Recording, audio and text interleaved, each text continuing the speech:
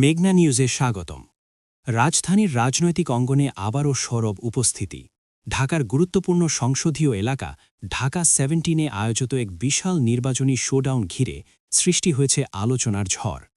কর্মসূচিটি শুধু একটি মিছিল ছিল না, এটি ছিল শক্তি, সংগঠন এবং সমর্থনের প্রকাশ, যা স্থানীয় রাজনীতিতে নতুন মাত্রা যোগ করেছে। সোমবার ২ জানুয়ারি মিছিলটি শুরু হয় কাকলী স্টেশনের কাছে আরব আমিরাত মৈত্রী মার্কেটের সামনে থেকে। শুরুতেই দেখা যায় শৃঙ্খলাবদ্ধ বিশাল জনসমাগম, যা ধীরে ধীরে রূপ নেয় প্রায় আধা কিলোমিটার দীর্ঘ মানবস্রোতে।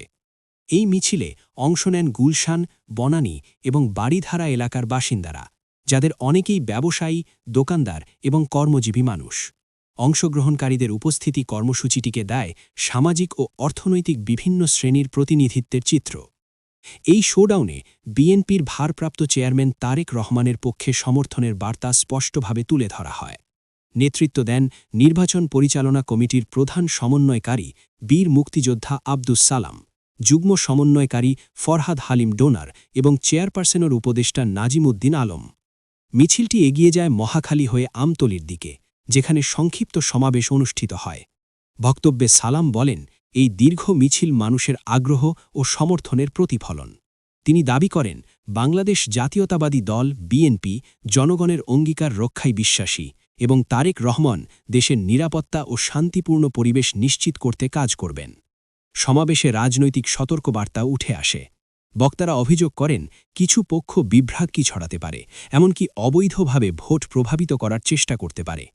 এ বিষয়ে নেতাকর্মীদের সচেতন থাকার আহ্বান জানানো হয়, যাতে ভোটের পরিবেশ শান্ত ও শৃঙ্খল থাকে।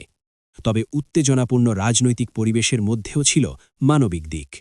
মিছিল শেষে এলাকার যানবাহন ব্যবহারকারী ও দোকানদারদের কাছে দুঃখ প্রকাশ করা হয়, সাময়িক ভোগান্তির জন্য ক্ষমা চাওয়া হয়। শেষে নেতাকর্মীদের নিজ নিজ এলাকায় ফিরে ধানের শীষ প্রতীকের পক্ষে প্রচারণা চালানোর আহ্বান জানিয়ে কর্মসূচির সমাপ্তি ঘোষণা করা হয়। রাজনৈতিক বিশ্লেষকদের মতে ঢাকা 17 এখন নির্বাচনী প্রতিদ্বন্দ্বিতার অন্যতম আলোচিত কেন্দ্র।